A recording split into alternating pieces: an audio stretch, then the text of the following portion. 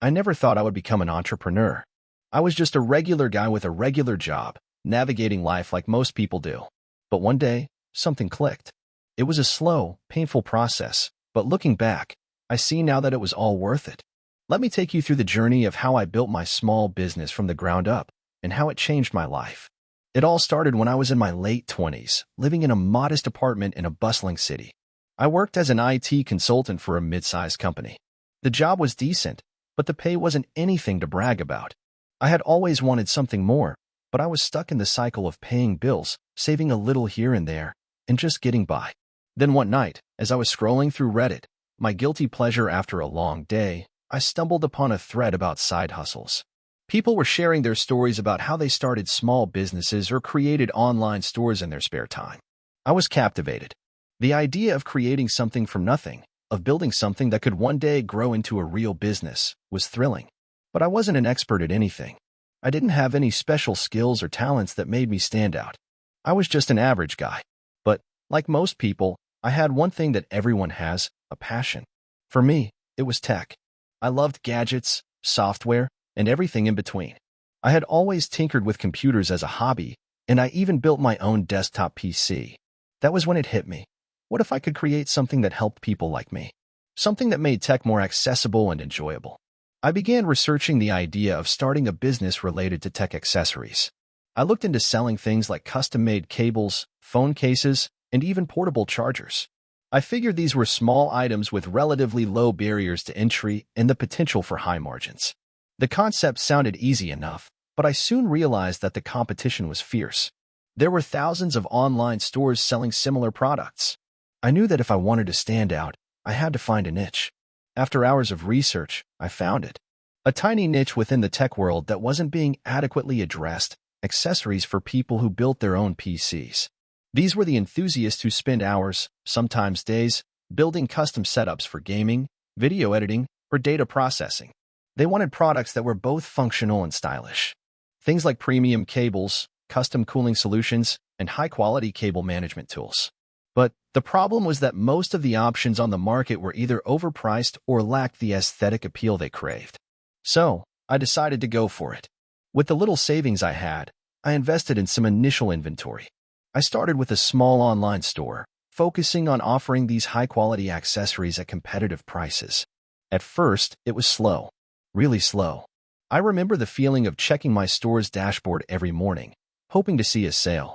Some days, there were none. I even considered giving up a few times, thinking maybe it was just a silly dream. But there was something inside me that refused to quit. I didn't have much, but I had time and determination. And so, I kept pushing. I started small. I reached out to gaming forums, Reddit threads, and Facebook groups, offering my products at a discount in exchange for feedback and reviews. Slowly, word began to spread. People liked the quality and attention to detail that I was putting into my products. And that was the turning point. People weren't just buying. They were recommending my store to others.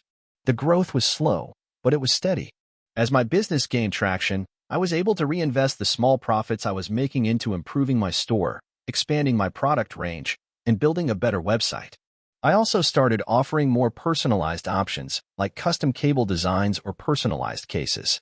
I learned how to optimize my listings for SEO and began using social media to build a presence. It wasn't glamorous. In fact, it was a lot of late nights and weekends spent answering customer inquiries and working on inventory. But it was all worth it. Fast forward a year, and my little store was finally generating enough income to quit my job. It wasn't much at first, but it was enough to give me the confidence to make the leap. I rented a small office space and started hiring a couple of employees to help with operations. I was still wearing a lot of hats, marketing, customer service, and even packing orders myself, but things were moving forward. The next challenge was scaling. Once the initial excitement faded, I was faced with the realities of running a growing business. I had to figure out how to manage inventory, streamline shipping, and handle customer service at a larger scale. I spent countless hours learning about supply chain management, e-commerce platforms, and marketing strategies. I also invested in software to help automate as much of the business as possible. I didn't have the luxury of hiring a large team, so I had to make every dollar count. That's when I discovered the power of partnerships. I started collaborating with influencers in the tech space who had a following of enthusiasts. I worked with them to showcase my products, offering exclusive discount codes and working out affiliate marketing deals.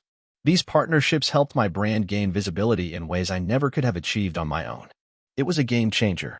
In the next few years, my company grew exponentially. We expanded our product line, introduced new categories, and even started manufacturing our own accessories. The key to success, I realized, was not just the quality of my products, but the relationships I built with my customers. I focused on building a community of tech enthusiasts who felt a connection with the brand. Customer loyalty became my secret weapon. Looking back now, I can't believe how far I've come. I went from a guy who worked a 9 to 5 job, dreaming of something bigger, to running a successful business.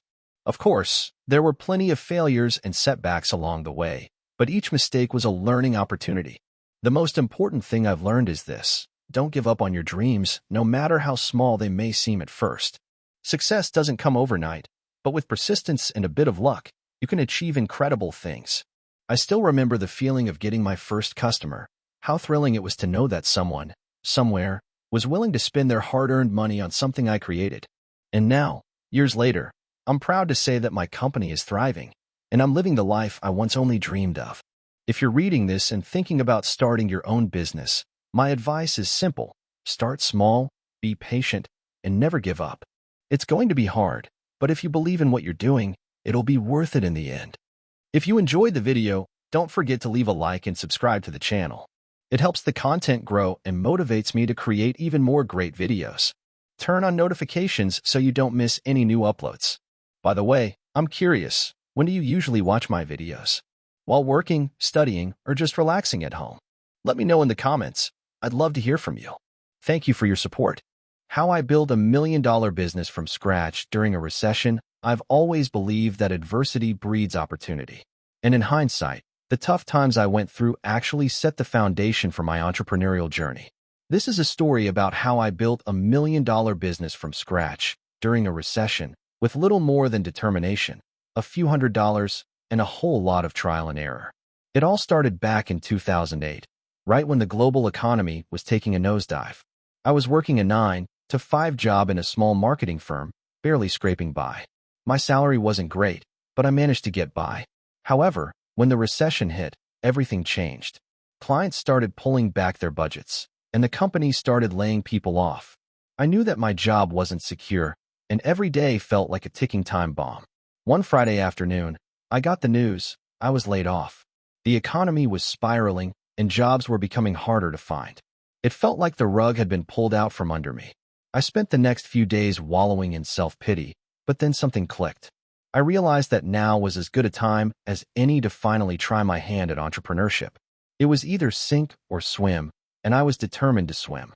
I didn't have a big financial cushion to fall back on. At the time, I only had about $300 in savings. It wasn't much, but I figured it was enough to give something a shot. The first step was figuring out what business I could start. I knew I didn't have the expertise or funds to launch a high-end tech startup or anything requiring significant investment. So, I thought about my skills and experiences. I had spent years in marketing and branding, and I was relatively good at it. I started brainstorming ideas around marketing services for small businesses. I realized that many small businesses were struggling to get attention in the increasingly digital world, especially during the recession. They didn't have the budget for big agencies, but they still needed help. I knew I could fill that gap. The first hurdle was convincing people to trust me. I didn't have a portfolio to show, no major clients backing me up, and my own track record wasn't impressive. I had a few connections, but that wasn't enough. I started by offering free consultations to local businesses. I reached out to mom-and-pop shops, local restaurants, and small retail stores. Some turned me down, but a few took a chance. The first client I secured was a small coffee shop downtown. They were struggling to get new customers. Their website was outdated, their social media presence was non-existent, and their branding was inconsistent. I took them on, did a quick audit, and started working on a strategy. I redid their logo, created a social media marketing plan, and optimized their website for better visibility on search engines. I didn't charge them much, just enough to cover my basic costs.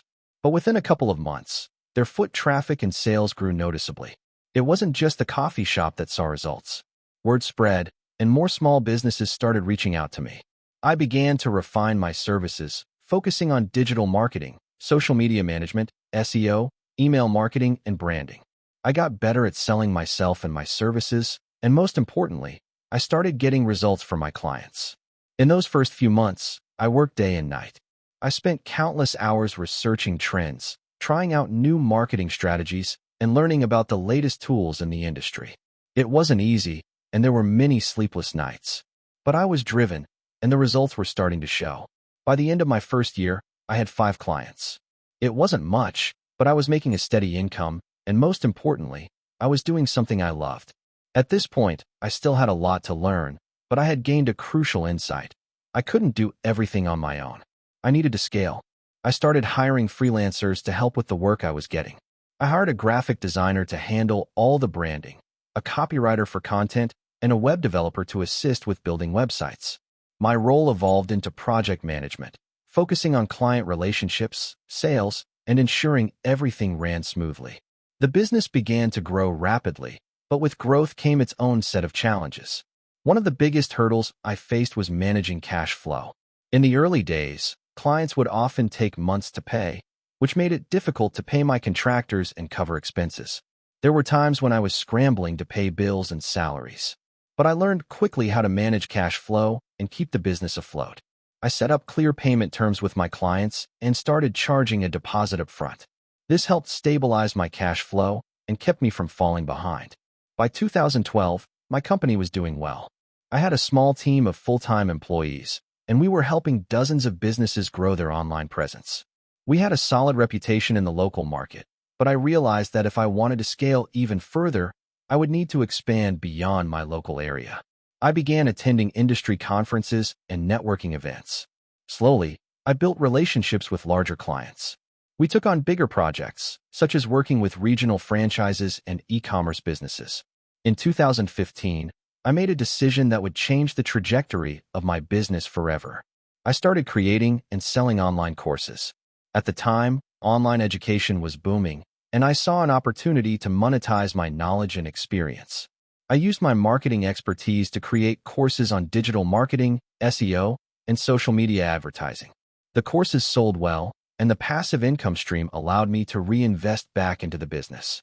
By 2017, I had transitioned from a one-man operation to running a full-fledged digital marketing agency. I had a team of 25 employees and was making over $2 million in annual revenue. It was a far cry from the $300 in savings I had when I started, and it felt surreal.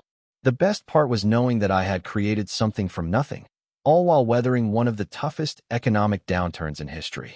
In the years that followed, my agency continued to grow. We expanded into new markets, offered more services, and started working with international clients. By 2020, we were a $1 million business, generating consistent profits year over year. Looking back, I realized that the recession was the catalyst for my entrepreneurial journey. Without the job loss, I might have stayed in my comfort zone, continuing to work a regular 9-to-5 job. Instead, I was forced to step out of my comfort zone and take risks. It wasn't easy, and it didn't happen overnight. But through determination, hard work, and learning from my mistakes, I built a thriving business. If there's one thing I want you to take away from this story, it's this. There is always opportunity in adversity. It's easy to look at the tough times and feel defeated, but if you keep pushing, learn from your mistakes, and keep moving forward, you can build something great, even in the toughest of times. Don't let the challenges stop you. Let them fuel you to be better, smarter, and more resilient. It worked for me, and it can work for you, too. I started my entrepreneurial journey in a way that many might call unconventional, but it was a path I had to take to prove to myself and others that I could make something out of nothing. My story began when I was in my mid-20s, fresh out of college, with a degree in computer science and a deep desire to build something that would make a difference. The problem was, I didn't know what that something was. I knew the technical side, but I had zero business experience. But I've always had this curiosity for how things work, how systems operate, and more importantly, how to make them better.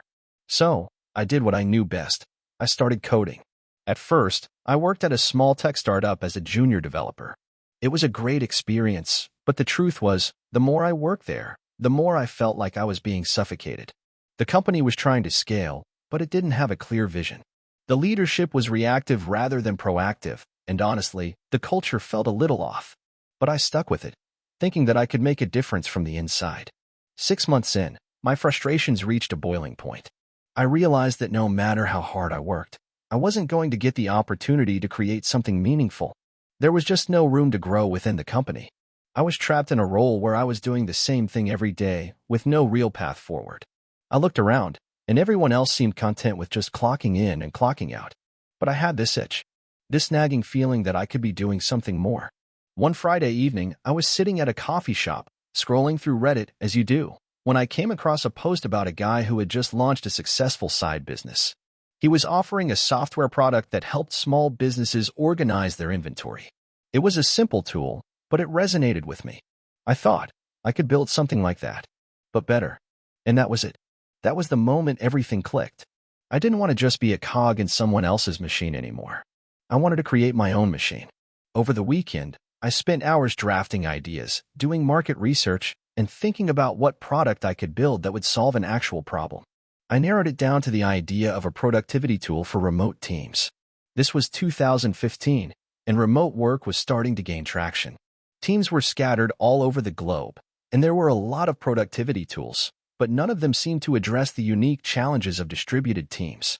I thought I could build a tool that would integrate chat, task management, and document collaboration into one seamless platform. I wasn't naive enough to think this was going to be easy, but I had the skills, the drive, and the sense of urgency that comes with realizing you're running out of time. I started working on the product on the side, coding late into the nights after my day job, and investing all of my free time into creating something that I believed in. I didn't have much money to throw around, so I bootstrapped the project. I used my savings to buy a domain name, set up a basic website, and get some marketing started. I won't sugarcoat it. The early days were tough. There were moments when I thought about giving up, especially when the product didn't come out the way I imagined. I spent weeks refining the design, only to realize it was still clunky. I launched it anyway, figuring that getting feedback was more important than perfection. To my surprise, people actually started using it. I was getting feedback, signing up customers, and even making a little money here and there. It wasn't much, but it was enough to keep me going. By the time I left my full-time job, almost a year had passed. The decision wasn't easy. I was comfortable, and the idea of quitting a stable job for something so uncertain felt like a huge risk. But I had to do it. I had this product in the wild, and it was starting to gain traction. The feedback was overwhelmingly positive. People were telling me that my tool was helping them stay organized, collaborate better, and, most importantly, it was saving them time. It wasn't a revolutionary idea, but it was a solution to a very real problem. I took the leap, quit my job, and went all in. For the first few months, it was just me. I was coding, handling customer service, and marketing all by myself. I made every mistake in the book, from underpricing my product to failing to properly engage with users on social media. But every mistake was a lesson. I learned how to write better copy, how to use analytics to track user behavior, and how to manage my time more effectively. Then came a turning point. After months of struggling, I landed my first large customer. It was a small company, but they had around 50 employees, and they wanted to use my tool across their team. The deal wasn't huge financially, but the impact was enormous. It validated my belief that I was onto something. I realized that if I could help a team of 50 stay productive, I could help a lot of other teams, too. The big break came when a well-known startup blog wrote about my product, which resulted in a surge of users. Suddenly, my tool went from a side hustle to a legitimate business. I brought on a few contractors to help with support and marketing, and as the user base grew, I focused on improving the product even further. By the end of the second year, I had hired my first full-time employee. We weren't profitable yet, but the momentum was undeniable. The product was growing, the brand was building, and I had a vision for where I wanted to take it. In the following years, we continued to refine the tool, adding features that our users actually wanted. We expanded into new markets and raised a small seed round to help us scale. The road wasn't without challenges. There were plenty of setbacks, from technical issues to market missteps. But the one thing that kept me going was the feedback from customers. Every time someone told me that my product made their workday easier, it fueled me to keep pushing forward. Now, 5 years later, my company has grown into a full-fledged business with over 100 employees, a stable customer base, and a product that's used by thousands of teams around the world. We've expanded into new markets, and I've had the opportunity to speak at conferences, invest in other startups, and even write a book about my journey. Looking back, I often think about how different things could have been if I had stayed at my job. But then I remind myself that I would never have experienced the highs, the lows, and the immense satisfaction that comes with building something from the ground up. Entrepreneurship isn't for everyone, but for me, it's been the most rewarding challenge I've ever faced. I don't know where the road will take me next, but I've learned that success isn't about having all the answers. It's about having the courage to start, the grit to keep going, and the humility to learn along the way. I never imagined that the path to entrepreneurship would start in the most unlikely of places, my mom's kitchen. Growing up, I was always a curious kid. My parents were working class, and we didn't have much, but they always emphasized the importance of education. I wasn't the best student in school, but I had this insatiable desire to learn about how things worked. That curiosity led me to start tinkering with electronics, taking apart old gadgets to see if I could put them back together. My parents weren't thrilled with this hobby, especially when I fried the microwave, but they couldn't stop me. I was fascinated by what could be built from scratch, and this fascination stuck with me. When I was in high school, I stumbled upon the concept of coding. I didn't know anyone who worked in tech, but there was something about the idea of writing a program, creating something from nothing, that caught my attention. I spent my free time learning programming languages, devouring online tutorials, and working on small projects. I wasn't particularly good at it at first, but I loved the challenge. Fast forward to my senior year, and I had built a basic website for a small local business.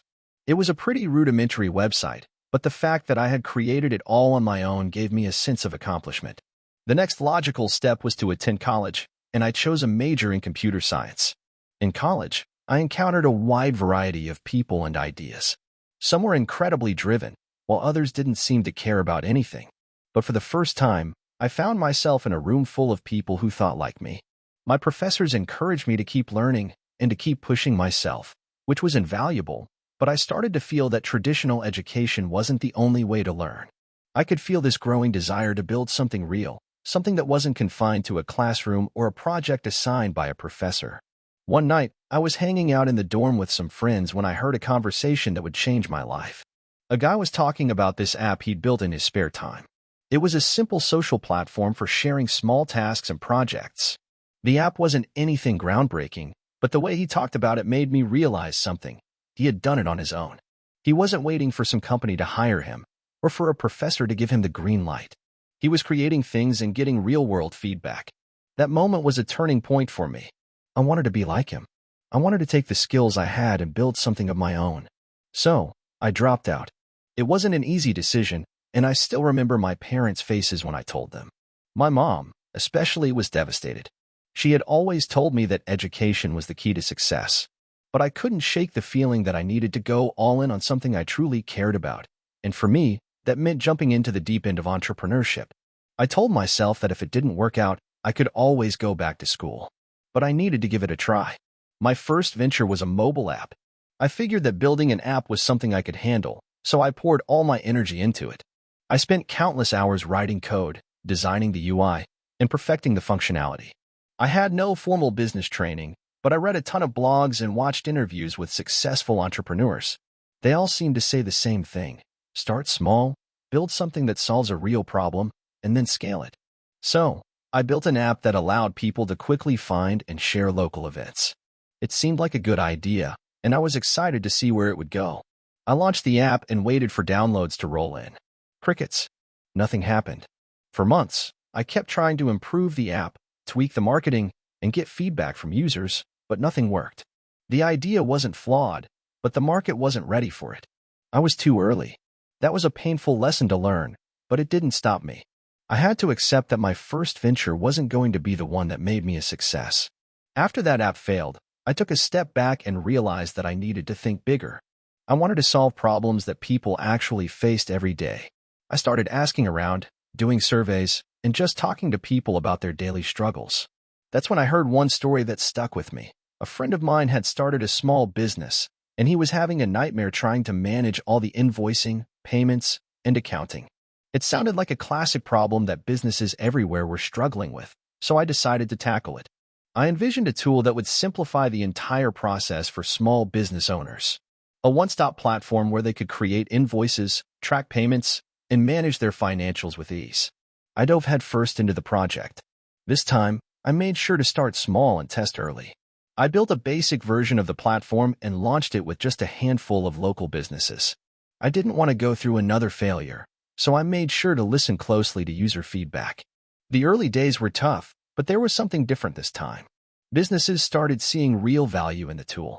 They were saving time and reducing the headaches that came with managing their finances. I was getting positive feedback, and for the first time, it felt like I was on the right track. The turning point came when one of my early users introduced me to an investor who had a keen interest in tech startups. I wasn't sure what to expect, but the investor was impressed with the progress I'd made, and after a few meetings, he offered me seed funding. That was the catalyst I needed to scale the business. With the investor's help, I was able to hire a small team, improve the platform, and expand to more cities. As the company grew, so did the challenges. There were times when we faced cash flow issues, staffing problems, and moments where I questioned whether it was all worth it. But I kept pushing forward. We were helping thousands of businesses, and every success felt like a small victory. Years later, after securing multiple rounds of funding and expanding internationally, I can say with confidence that taking that leap into entrepreneurship was the best decision I ever made. My company is now one of the leading financial management tools for small businesses, and we've helped tens of thousands of entrepreneurs streamline their operations. Looking back, I realized that failure was never the end. It was just part of the process. If I had stayed in school or played it safe, I wouldn't be where I am today. Entrepreneurship is a journey full of ups and downs, but it's a journey worth taking if you're passionate about what you do. I never could have predicted where I'd end up, but I'm glad I took that first step into the unknown. I guess it just goes to show that sometimes it's the things you least expect that turn out to change your life forever. I was 22 when I decided to take the leap into entrepreneurship. It wasn't something I had planned for years or had a burning passion for. It was more of a why not moment after a series of frustrating dead ends in my life. I had just graduated with a degree in communications, which, in retrospect, was one of the most useless degrees for the job market in my country. But back then, I was enthusiastic, hopeful, and thought I could talk my way into anything. Like many recent grads, I struggled to find a job. I ended up doing a few odd jobs here and there. Retail, part-time marketing gigs, even waitressing. Nothing had the sense of stability I wanted, and honestly, I just hated being stuck in a cycle of waiting for something better to come along. It all started one evening when I was sitting on my couch, mindlessly scrolling through Instagram. I stumbled upon an ad for a product I didn't know I needed, yet I instantly realized that I could make it better. It was a travel pillow, the kind you see everyone using on long-haul flights, but it wasn't designed very well. The materials looked cheap, the shape was awkward, and honestly, the idea was kind of outdated. People travel in different ways now, with more focus on comfort and multitasking. So, I thought, why not create my own? I had no experience in product design, no background in manufacturing, and no real idea how to start a business. But what I did have was a genuine frustration with the current options available in the market and a bit of the naivety that only a fresh graduate can have. I thought it would be easy. Just design something cool, put it out there, and watch the money roll in. I spent the next few weeks researching, Googling everything I could think of related to product development, patents, and manufacturing overseas. At the time, I didn't even know what MOQ, minimum order quantity, meant. But after a lot of sleepless nights, a few failed attempts to sketch designs, I'm not exactly artistic, and countless YouTube tutorials, I had an idea of what I wanted. I found a manufacturer in China through a platform called Alibaba, which seemed like the go-to place for anyone trying to launch a product. I started small, ordering 500 units of my design to test the waters. Of course, I had no clue about shipping costs, customs fees, or how to manage inventory. I used my savings to fund the first batch. That was probably the biggest risk I'd taken up to that point, putting everything on the line for something I had no guarantee would succeed. But what did I have to lose? I wasn't exactly going anywhere with my part-time jobs. The first shipment came a couple of months later. I remember the feeling when I saw that giant box of pillows stacked up in my tiny apartment. I thought I had made it. All I had to do now was start selling them, right? Wrong. The first few weeks were incredibly discouraging. I listed the pillows on my own website and a few other e-commerce platforms, but the sales were barely trickling in. The product was good quality, but it didn't matter if no one knew it existed. I realized that creating a good product was just one part of the equation. The real challenge was marketing it. I had no idea how to market a product online. I spent hours researching ads, SEO, social media strategies, and influencer marketing, trying to piece together a plan. But every dollar I spent on ads seemed to vanish into thin air with little return. Then, I stumbled upon something I should have known from the start: influencer marketing. At the time, Instagram influencers were just beginning to blow up, and I figured if I could get the right person to try out my pillow, it might get some attention. So, I reached out to a few influencers, small ones at first, ones with a modest but engaged following. To my surprise, some actually responded. I sent them free pillows in exchange for a review. The first couple of posts were small wins, but then one influencer with a much larger following posted about my pillow. Sales immediately spiked.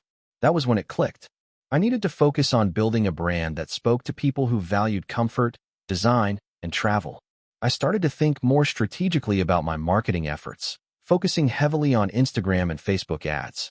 The problem was that my budget was limited, so I had to be very targeted with the ads I ran. I learned a ton about customer segmentation, AI/B testing, and how to optimize my campaigns for the best ROI. At some point, my sales went from a trickle to a steady stream. I was getting more reviews, more influencer shoutouts, and more organic traffic to my site. The first time I hit $10,000 in sales in a month felt like a huge victory. But I knew that if I wanted to scale, I needed help. So, I hired a part-time employee to manage logistics and customer service. I also outsourced my social media content creation to someone who could help me make it look more polished and professional. Things were slowly falling into place, but then came the next challenge: scaling up. The more popular my product became, the more I needed to manage inventory, customer service, shipping logistics, and marketing. I didn't have the skills or the time to do it all, so I had to learn to delegate. I started using software to automate some parts of the business: order fulfillment, inventory management, and even social media posting. I also expanded my product line. After seeing how well the travel pillow was doing, I launched complementary products: portable neck fans, travel blankets, and even packing cubes. Each new product required even more upfront investment, but it also brought in more customers. What I didn't anticipate, though, was the stress. I was working long hours, always worried about keeping everything afloat. I learned to manage the cash flow carefully, as one bad month could send me back to square one. At one point, I faced a massive setback. A shipment of pillows arrived from my manufacturer with defects. Thousands of dollars down the drain. Customers complained, and I had to refund orders. It was one of the lowest points of my entrepreneurial journey, but it also taught me a valuable lesson about quality control. I became much more involved in the production process, doing more due diligence on the suppliers and taking trips to visit the factories. Fast forward to today, and I'm running a six-figure business with a small but dedicated team. I still wake up every day feeling like I'm in over my head, but I've learned to trust my gut and make decisions quickly. I've made my share of mistakes. Who hasn't? But what keeps me going is the belief that this is just the beginning. Entrepreneurship is a grind, but the reward is something more than just money. It's the feeling that I built something from nothing and the freedom that comes with being your own boss. Looking back, I never would have believed that a simple idea for a travel pillow would lead to this. I'm proud of where I've come, but I'm more excited about where I'm going. There's no secret formula, no magic bullet. It's just hard work, continuous learning, and having the courage to push forward when things get tough. I had no clue what I was doing when I started my business. I mean, who does? But my journey was a weird one, filled with failures, learning the hard way, and at times wondering if I was completely out of my depth. I guess it's like that for most entrepreneurs, though. It all started with a simple idea that, in hindsight, seemed ridiculously ambitious. But I had passion, and that's what I thought was all I needed to succeed. It was the summer of 2017, and I was fresh out of college with a degree in marketing. I had no job lined up, and I wasn't really keen on the whole 9-to-5 thing. I didn't want to spend my days stuck in an office. I'd worked part-time jobs during school, retail, waiting tables, but I never really liked working for someone else. So one evening, after another round of rejections from companies, I decided to take the plunge and start something of my own. I had no real experience running a business, but I figured I could learn along the way. The idea came to me while I was browsing through my social media feed. I saw a lot of people doing DIY projects and home decor stuff, and it hit me. There's a huge market for home improvement and customization. People love to personalize their space, and there's always a demand for new, creative ideas.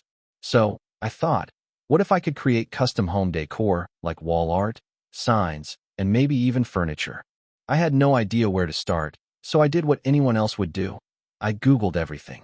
I spent hours watching YouTube tutorials on how to create wood signs, how to use power tools, and how to make a website. I had no experience with woodworking, but I figured I could learn. The thing is, I didn't have any tools either. I had a few basic items, but nothing close to what I needed. So, I went on Craigslist and bought a secondhand saw, drill, and some other random tools. They weren't the best quality, but I made it work. I spent weeks in my tiny apartment learning how to make these signs.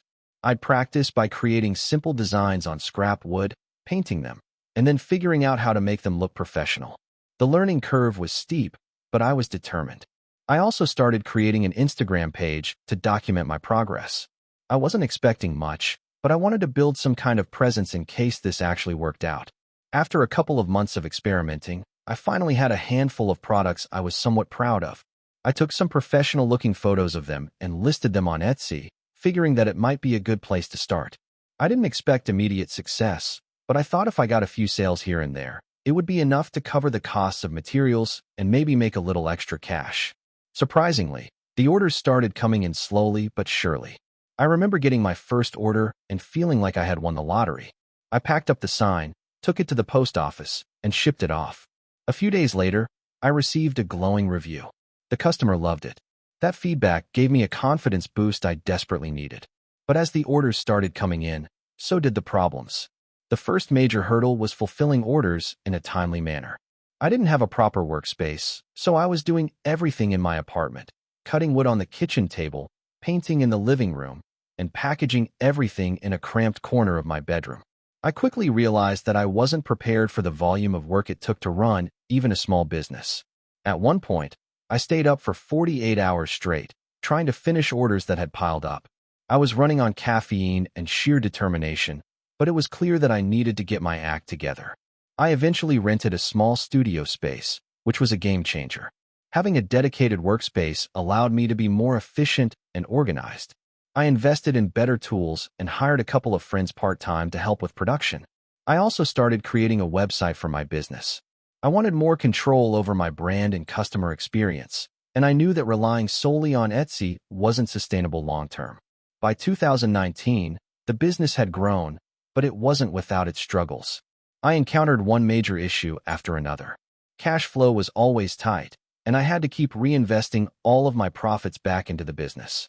I had no savings, no financial cushion, and no idea what I was doing in terms of taxes and accounting. I made a lot of mistakes, but I learned. I found a local accountant who could help me with the basics of managing my finances, and slowly, I got better at handling the business side of things. One thing I had overlooked, however, was marketing. It's easy to think that if you make something great, people will just find it, but that's not the case. I had to learn how to advertise, build my brand, and connect with customers in a meaningful way. Social media played a huge role in that. I started posting consistently on Instagram, Facebook, and Pinterest, experimenting with ads and influencers. It took a lot of trial and error, but eventually, I hit a formula that worked. My customer base grew, and with it, the sales. But by 2021, something unexpected happened. The market got saturated. A lot of new competitors popped up, many of whom were underpricing their products, which made it difficult for me to stand out. I was torn between lowering my prices to remain competitive and sticking to my values and pricing my work for the quality it was. I realized that I had to evolve if I was going to survive. I decided to pivot and start offering more personalized, one-of-a-kind products. I began working with customers directly to create custom designs for them, which set me apart from the others. It worked. The business didn't just survive, it thrived. By 2023, the business had grown from a small Etsy shop to a full-fledged company. I moved into a much larger studio, hired a team, and started selling products through my own website and other online marketplaces. The first few years were a constant struggle, but I learned that the key to success wasn't just about having a good product. It was about being adaptable, learning from your mistakes, and finding new ways to reach your audience. Looking back, I realized that my story isn't unique. Everyone's entrepreneurial journey is messy, full of highs and lows. But I'm proud of what I've built, and I've learned so much along the way. Entrepreneurship isn't easy, but if you're persistent and you're willing to learn from your failures, it can be incredibly rewarding. Now, I'm working on expanding the business into new markets and products. I'm still figuring it all out, but I'm in a much better place than I was when I first started.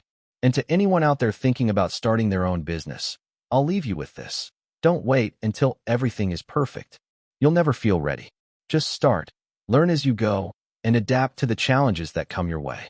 It won't be easy, but it will be worth it. It all started in 2018, during a particularly boring Friday afternoon.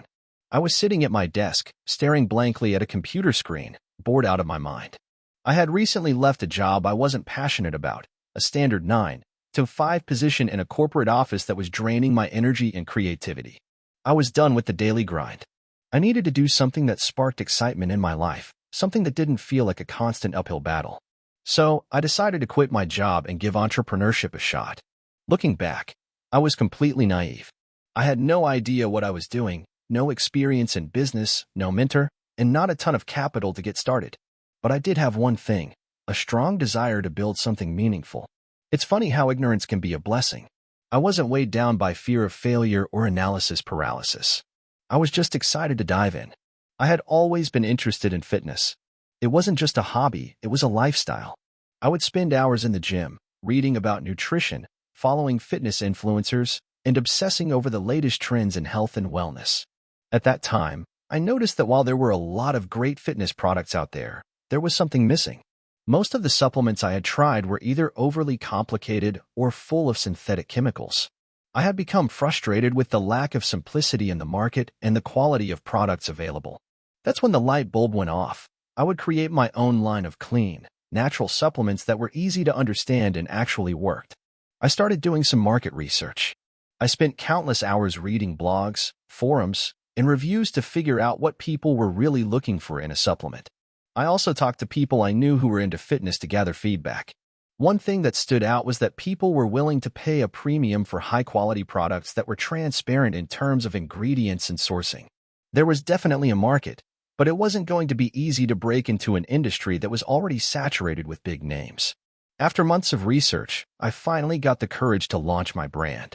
I found a reliable manufacturer, spent all of my savings on high-quality ingredients, and began developing the first product. It was a protein powder, simple but effective. I wanted it to be as clean and natural as possible. No added sugars, no artificial sweeteners, just the basics, protein, some fiber, and a few organic ingredients to make it taste good. The first batch arrived, and honestly, it was a bit of a disaster. The taste was off, the texture was gritty, and the packaging looked cheap. But I didn't let that discourage me. I knew the product had potential, it just needed refinement. I went back to the drawing board, working with the manufacturer to improve the taste and texture, rethinking the branding, and finally coming up with something I felt confident about. By the time I released the second version, I felt like I had something special. The next step was marketing. I had no budget for paid advertising, so I relied heavily on social media. I began reaching out to influencers, offering them free samples in exchange for honest reviews. Some agreed to work with me, and slowly, I started gaining traction. At first, the sales were modest, but they kept growing. I felt like I was building something real. However, what I didn't anticipate was the amount of work that came with running a business. I was handling everything: customer service, inventory management, marketing, even shipping. There were days when I was working 16-hour shifts, trying to keep up with everything. One of the most difficult moments came when I received my first negative review. It was a crushing blow. I poured so much time and energy into making this product, and someone was saying it wasn't good enough. At first, I wanted to just quit. But I realized something important: you can't please everyone, and criticism is part of the journey. So, I took the feedback and used it to improve. I made adjustments to the product and improved customer service. Eventually, the negative reviews turned into positive ones, and my brand slowly began to gain more recognition. By the time 2019 rolled around, I had expanded my product line. I introduced a line of vitamins and pre-workouts, all using the same clean, natural philosophy. I began hiring a small team to help with customer service, logistics, and social media management, which freed me up to focus on bigger picture ideas. We started to collaborate with gyms and fitness centers to create exclusive offers for their members. We also began working with a few large influencers in the fitness space, which helped boost our credibility and reach. The turning point came in early 2020, just before the pandemic hit. My company was growing, but it wasn't until the world went into lockdown that I saw the potential of e-commerce in a way I hadn't before. With gyms closed and people stuck at home, health and fitness became more important than ever. My website traffic exploded and sales skyrocketed. I made sure to capitalize on this by improving the customer experience, offering fast shipping, and expanding my product range even further. What had once been a small operation with just a handful of employees now had a team of 15, and we were scaling fast. Of course, with the success came new challenges. I had to navigate supply chain issues, deal with the logistics of handling much higher volumes of orders, and ensure that our quality control remained top-notch. But by then, I had learned enough to handle these challenges more effectively. I trusted my team, and we all worked together to solve problems as they came up. We also shifted our focus to sustainability, ensuring that all our packaging was recyclable and that we were sourcing ingredients in an ethical way. This resonated with our customers, who increasingly cared about the environmental impact of the products they bought. As 2021 came to a close, I took a moment to reflect. From that boring Friday afternoon in 2018 to building a company that now had a loyal customer base and a growing presence in the market, it had been an incredible journey. I had learned so much along the way: how to navigate setbacks, how to pivot when necessary, and how to stay true to my values despite the temptation to chase shortcuts. Looking back, I realized something crucial. Entrepreneurship isn't about finding the perfect idea. It's about taking imperfect action, learning from your mistakes, and being persistent. I was far from perfect, but I had the grit to keep going, and that made all the difference. So, if you're reading this and thinking about starting your own business, know this: the road will be tough, and you will face countless obstacles. But if you're truly passionate about what you're building, if you stay committed and learn from your failures, success is possible. Just take the first step and don't look back. Now, I'm working on expanding globally, aiming to take my brand to markets outside the US and diversifying my offerings. It feels surreal, but every single day still feels like a learning experience. Who knows what the future holds? But one thing's for sure: I wouldn't change a thing about my entrepreneurial journey. I grew up in a small town where everyone knew everyone's business. It was the kind of place where your reputation could be built or ruined by a single decision. My parents were teachers, both passionate about education, and they worked hard to give me a good life. I had a relatively comfortable childhood, but the idea of working for the man never sat well with me. I always wanted to do my own thing. As a kid, I would always tinker with things, whether it was taking apart old radios or trying to build a treehouse that would never stay up. It wasn't long before I realized that I wanted to build something that was bigger than just a hobby. In high school, I wasn't the best student. I wasn't failing, but I wasn't at the top of my class either. I was more interested in the things I could create with my hands, which didn't always align with the traditional academic structure. I was always drawn to entrepreneurship, even though I didn't fully understand what it meant at the time. I remember watching those late-night infomercials about people who made their fortunes selling products and ideas, and I wanted that. I wanted the freedom to decide what my day looked like, not someone else. By the time I got to college, I still hadn't figured out what I wanted to do with my life. I had an idea for a small tech product, a gadget that could make everyday tasks a little easier. I didn't know much about technology, but I knew that the world was moving in that direction, and I thought if I could just get the right idea, I could make a fortune. The problem was that I had no technical skills to speak of, and I was far from wealthy enough to hire anyone to build the product for me. I spent my first few years in college bouncing between different majors. I tried business, communications, computer science, but nothing clicked. It felt like I was walking in circles, learning things that weren't helping me move forward. I would have been content dropping out and starting my own business, but I knew that without a degree, my chances of succeeding in a corporate world would be slim. My parents were supportive, but they still expected me to finish school.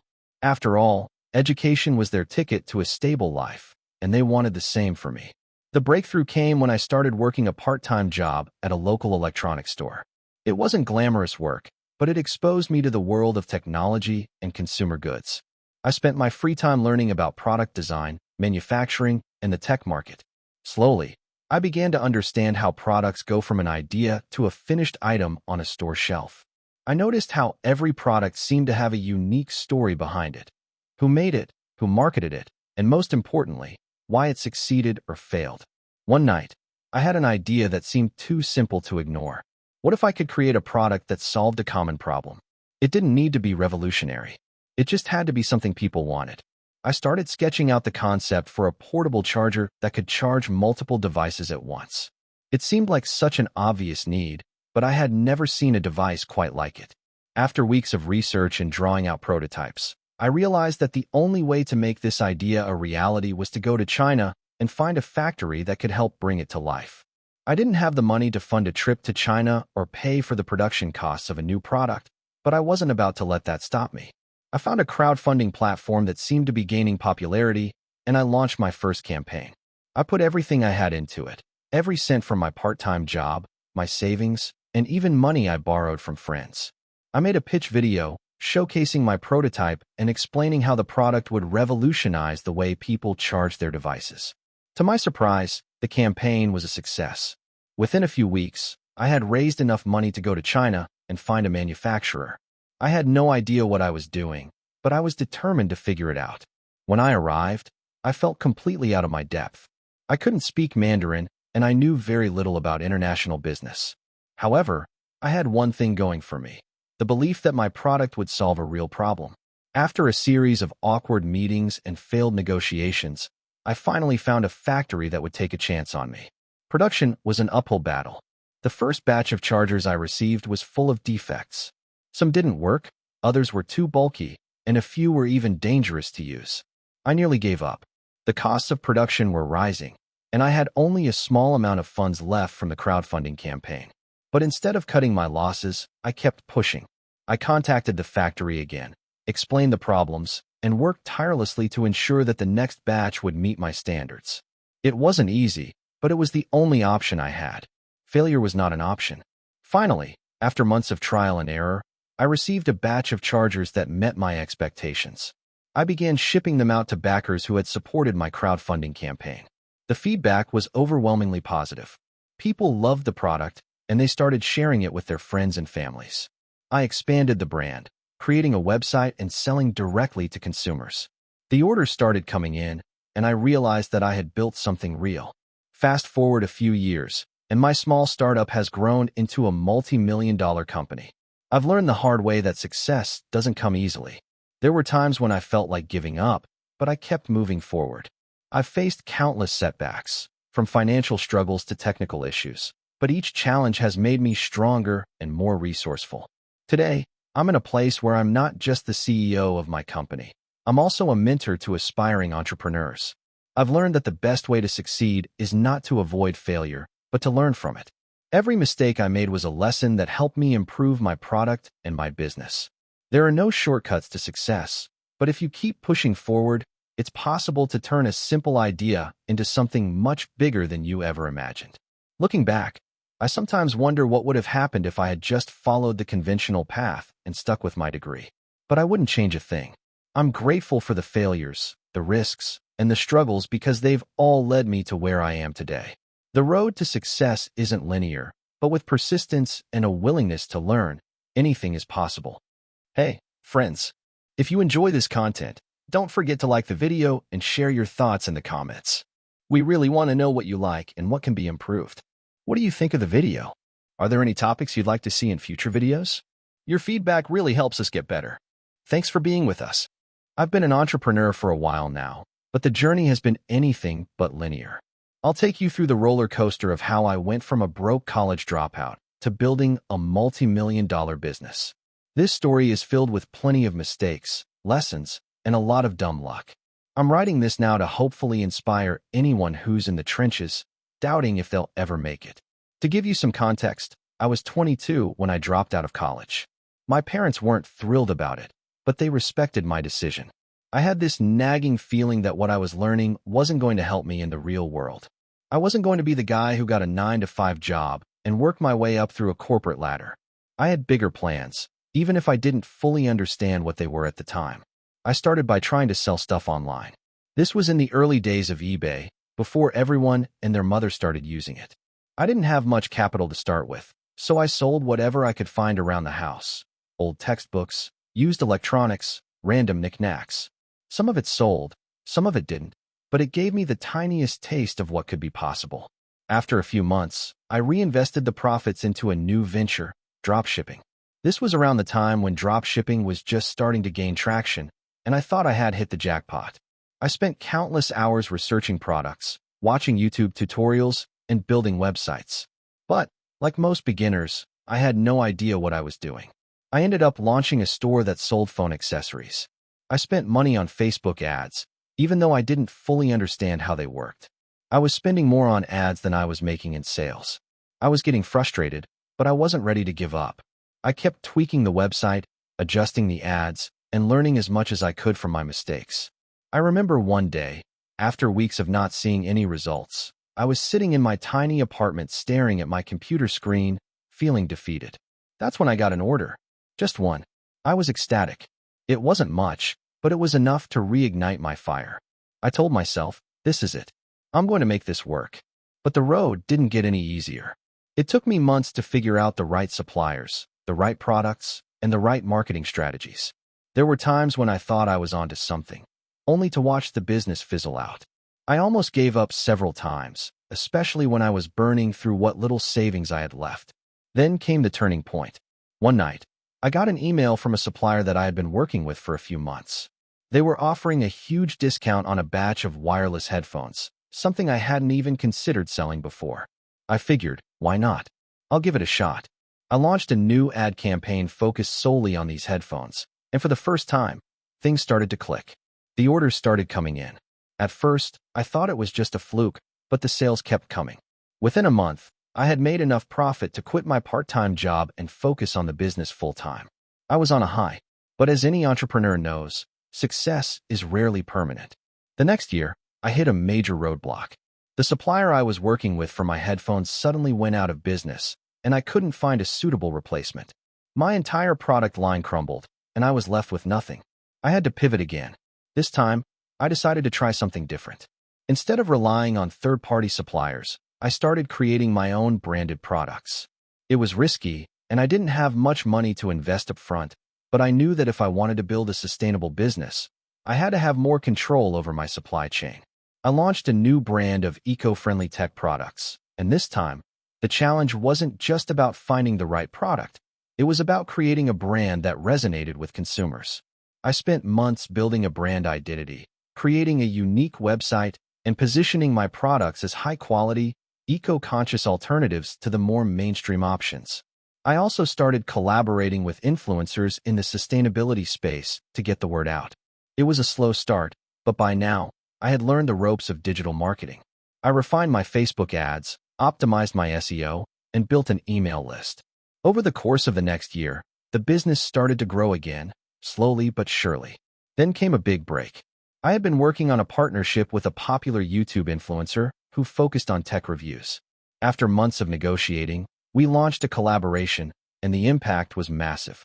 The influencer posted a review of one of our products, and the orders came flooding in. It was the kind of moment that entrepreneurs dream about, a viral event that validated everything I had been working toward. That partnership gave me the capital and credibility to expand. I was able to invest in new products, grow the team, and scale the business faster than I could have imagined. By the end of the second year of running the new business, we had hit $1 million in revenue. However, the success came with its own set of challenges. Managing a growing business, dealing with customer complaints, maintaining inventory, and keeping up with competitors, it was exhausting. I was working 16-hour days, constantly dealing with problems that seemed to come from every direction. But at the same time, I couldn't help but feel a sense of pride. I was doing something that most people told me wasn't possible. It wasn't until we hit $5 million in revenue that I felt comfortable taking a step back. I started bringing in a team of people who could take over some of the day-to-day operations. Hiring the right people wasn't easy, but I learned quickly that the success of the business depended on having a strong team around me. Looking back, I see that every failure, every setback, and every tough decision led me to where I am today. I could have given up after my first failed dropshipping store.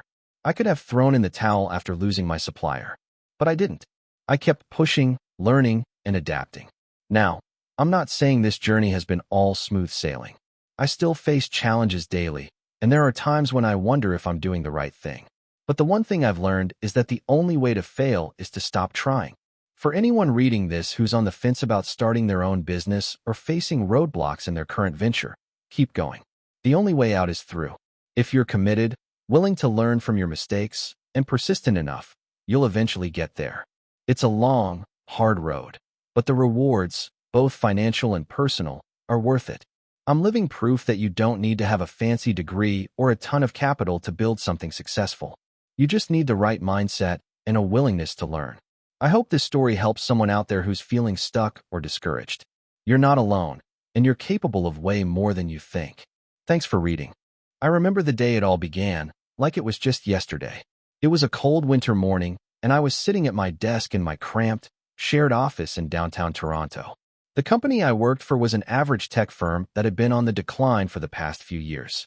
Honestly, I had been there for nearly 5 years, and I could feel the life being sucked out of me. My passion for the job was gone, the motivation drained, and I had no real sense of fulfillment. I had tried everything: small talk with colleagues, personal projects on the side, the occasional late-night brainstorming session, but none of it seemed to matter. I was just another cog in a machine. Then came the email. It was from my boss, and it wasn't anything special at first glance, just an update about a new project. But at the bottom of the email, there was a line that made my stomach drop. Due to recent performance issues, we'll be trimming the team down over the next few months. Unfortunately, you're part of the restructuring. In that moment, everything froze. I couldn't even process what I had just read. I remember just staring at the screen, blinking in disbelief. After a while, I clicked away from the email and stared blankly out the window. The realization hit me all at once. I had no job, no backup plan, and no real idea of what I was going to do next. I've always been someone who prided themselves on being logical, practical, and analytical. I had worked hard to get where I was. And yet, here I was, feeling more lost than ever before. So I did the only thing that seemed sensible at the time. I updated my resume and started applying for new jobs. But as I went through the motions of job hunting, something began to change inside me.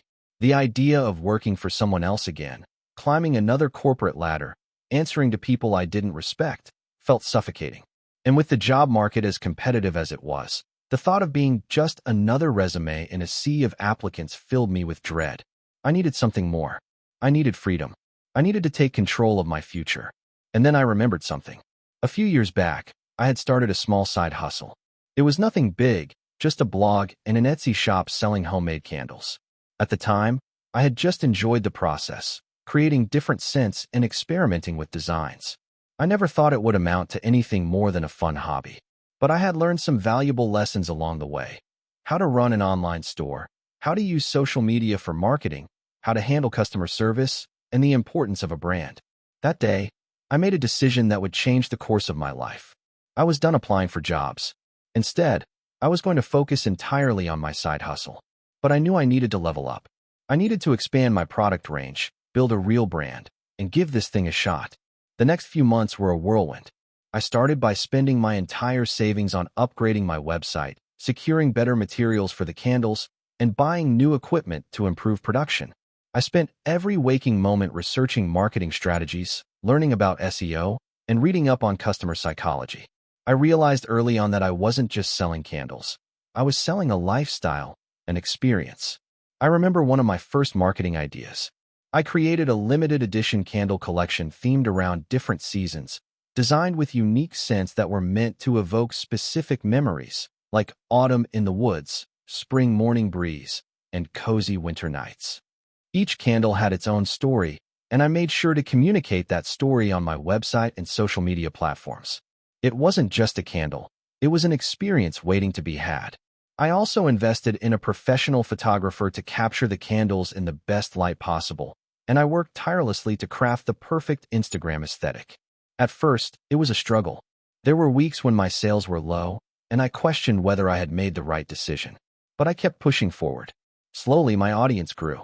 I started receiving messages from customers who were absolutely in love with the products. They were sharing their own experiences with my candles on social media, and word of mouth started to do its magic.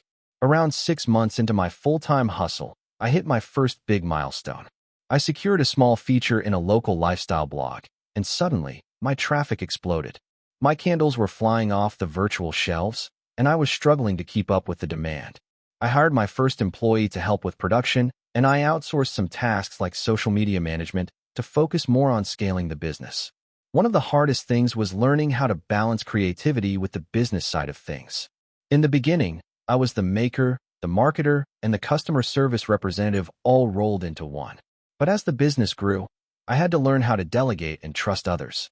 I also had to get comfortable with the fact that not everything was going to be perfect. Some candles didn't meet my standards, and some marketing campaigns flopped. But I learned to pivot quickly, adapt, and keep moving forward. The turning point came when I decided to invest heavily in paid advertising. It was a risk, an expensive one, but it paid off. My sales grew exponentially over the course of a year. I went from barely scraping by to comfortably earning 6 figures annually. It wasn't just the sales that were rewarding, though. It was the sense of accomplishment. I had built something from the ground up. I was my own boss, and I had complete control over my time and decisions. I also realized something that I hadn't expected. I had gained a new sense of purpose. What had started as a simple side project had turned into a thriving business, and it gave me the chance to give back. I partnered with local charities, donating a percentage of each sale to causes I cared about. I also made it a point to use eco-friendly materials, ensuring my products were not just beautiful, but also sustainable. Fast forward a few years, and now I have a team of 15 people working with me, a strong online presence, and a growing presence in physical stores. The business has expanded beyond just candles into home decor, personal care items, and lifestyle products. There are still challenges, of course. Scaling a business comes with its own set of problems. But for the first time in my life, I wake up excited every single day.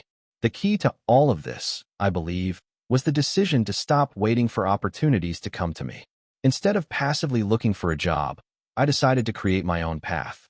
It wasn't easy, and it didn't happen overnight. But the journey has been incredibly fulfilling, and I wouldn't trade it for anything. I still think back to that moment in my old office when I was given my pink slip. If that moment hadn't happened, I might still be stuck in a job I hated, waiting for the next layoff or promotion. Instead, I'm building a life on my own terms, one candle at a time. So, if you're sitting there, feeling stuck or uncertain, remember that sometimes the hardest moments can lead to the greatest opportunities. Take the risk, put in the work, and don't be afraid to take control of your future. You never know what could be waiting on the other side. I always thought I'd be the guy who worked a 9 to 5, sat in meetings, and had a predictable career path. I guess that was the dream I had growing up, get a good degree, work in an office, and enjoy some stability. But nothing in life ever really works out the way you imagine it, right? So let me take you back to the year 2015. I had just graduated from college with a degree in marketing, and I was ready to take on the world. I joined a mid-sized tech company as a marketing associate. It wasn't glamorous, but it was a steady paycheck, and it seemed like a good starting point. Over time, though, something started to eat at me. I would come into work every day, sit at my cubicle, and crank out content, build email campaigns, and schedule social media posts. I got good at it, really good. But after a while, I realized something. I wasn't passionate about it. I was just doing it because that's what I was told I should do. Around the same time, I started reading about entrepreneurship. I saw these stories of people who had started businesses from scratch and turned them into empires. I thought, maybe I can do that too. Maybe I can be one of those people who build something meaningful and impactful. I started small. I'd brainstorm ideas in my spare time, write down notes, and research business models. One day, the idea came to me. What if I created a marketing platform tailored specifically for small businesses? There were so many tools out there for larger companies, but very few that catered to the needs of small business owners. It seemed like a gap in the market I could fill. But here's the thing. I had no idea how to build a tech product. I wasn't a coder, and I didn't know how to design a platform. I thought I'd just do it all myself, learn everything from scratch, and launch the platform alone. I quickly learned how naive that was. I spent months trying to build something that resembled the product I had in mind. It was an absolute disaster. The platform was slow, buggy, and full of features that didn't work. I didn't even know how to make a website look professional, let alone create the kind of tool that would be useful to a small business owner. After a few months of frustration, I realized something. I couldn't do this alone. I needed help, and that's when I made my first major business decision. I hired a developer. I remember the first time I reached out to someone for help. I posted on a freelancing site, looking for a developer who could help me turn my idea into something real. A guy named Mark responded, and after a few conversations, I brought him on board to build the first version of the platform. He was talented, smart, and had the technical expertise I lacked. At first, everything felt like a whirlwind. I was working full-time at my day job, but I would spend every free moment on this side project. Mark and I would have late-night calls discussing features, design, and marketing. It was exhausting, but I felt alive. I finally had something I was passionate about. But then the reality of being an entrepreneur hit me. We needed money. Lots of money. I had a small savings account, but it wasn't enough to keep the project going for long. I had to make a decision. Either keep going and risk everything, or pull the plug and go back to my steady job. The idea of walking away was hard, but the thought of giving up on something I believed in was even harder. I decided to take a leap of faith. I took out a personal loan and poured that money into the business. I wasn't sure what would happen, but I knew I couldn't keep working on it part-time. It was now or never. The first couple of months were rough. Mark and I were still ironing out bugs, designing the user interface, and testing the platform. We didn't have any customers. No one knew who we were. It felt like we were shouting into a void. But we kept at it. Slowly, we began to get traction. I started reaching out to small business owners and offering them free trials. In exchange, I asked for feedback on the platform. The feedback came flooding in. Some of it was tough to hear. Our platform was still far from perfect, and users pointed out flaws I hadn't even noticed. But there were also moments of validation. People were starting to see the value in what we were building. Slowly, we gained our first paying customers. It wasn't much, but it was enough to keep us going. Then came the breakthrough. In late 2017, we were contacted by a major small business conference about sponsoring one of their events. They had seen the work we were doing and wanted us to showcase our platform. It was an incredible opportunity. We weren't ready for something like this, but we took it anyway. The event was a huge success. We met potential customers, got our first press mentions, and made valuable connections in the industry. After that, the business started to grow. We made more hires, improved the platform, and launched new features. We were finally at a point where we could focus on scaling. We raised a small round of funding and started growing our marketing efforts. The road wasn't easy, though. There were so many times I wanted to quit, times when we had technical issues, cash flow problems, and moments of self-doubt. But every time I hit a wall, I reminded myself of why I started this journey in the first place. I wanted to create something that mattered, something that could help small businesses thrive. Fast forward to today, and our company has grown beyond what I ever imagined. We now have hundreds of clients, a team of 20, and a product that's been recognized as one of the top tools for small businesses. I've learned a lot over the years, sometimes the hard way, but looking back, I don't regret a single moment. The journey was worth every sleepless night, every setback, and every challenge. If I could go back and talk to the person I was back in 2015, I'd tell them this. Take risks, keep learning, and never, ever stop believing in what you're building. Because at the end of the day, the hardest part is starting. Everything else is just part of the adventure. This is the story of how I went from being a broke 20-year-old with zero business knowledge to running a small, but successful online business at 29. I won't sugarcoat things. There were times I didn't know if I'd make it, and I often questioned whether I was cut out for entrepreneurship.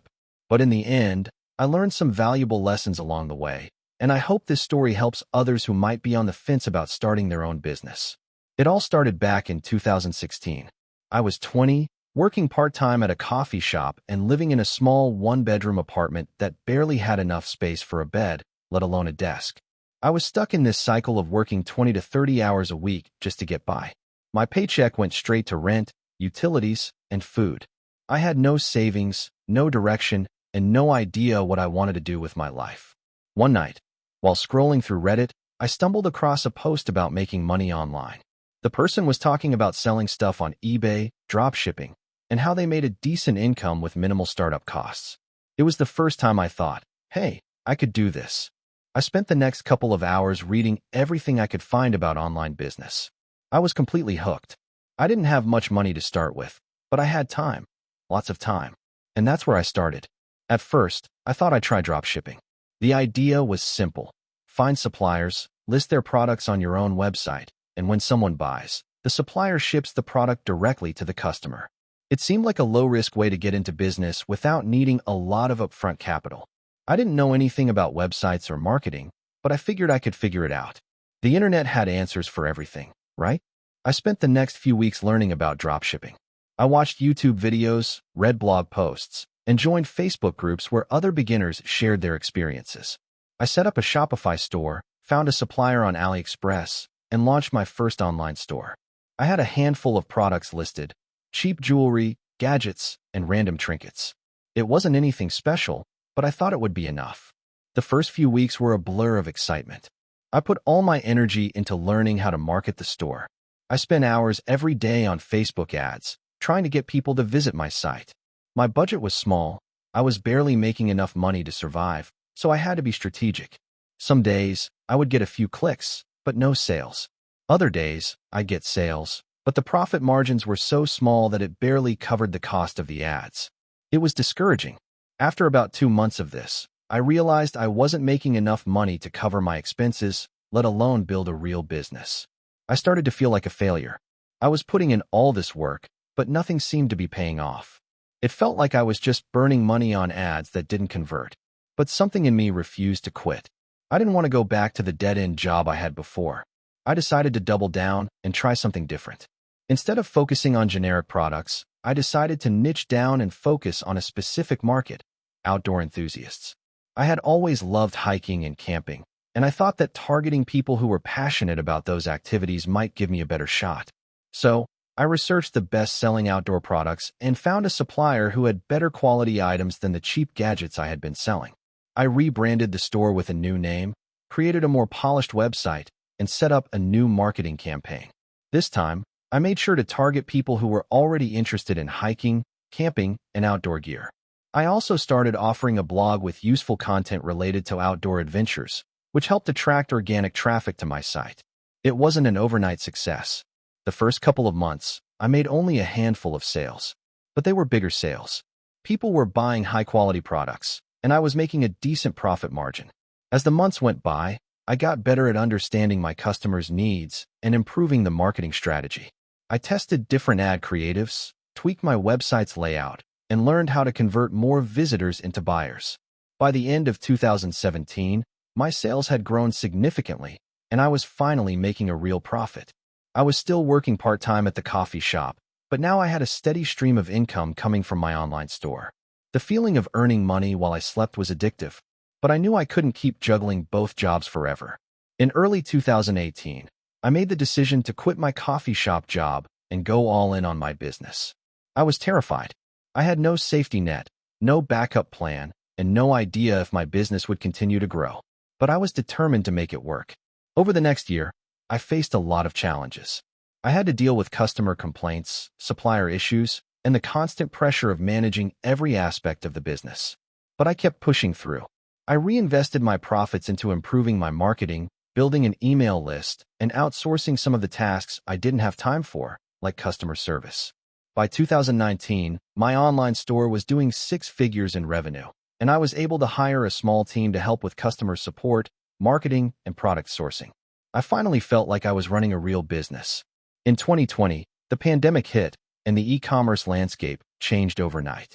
People were buying more online than ever before. My sales skyrocketed, and I had to scale my operations quickly to keep up with demand. I hired more people, streamlined my processes, and expanded my product offerings.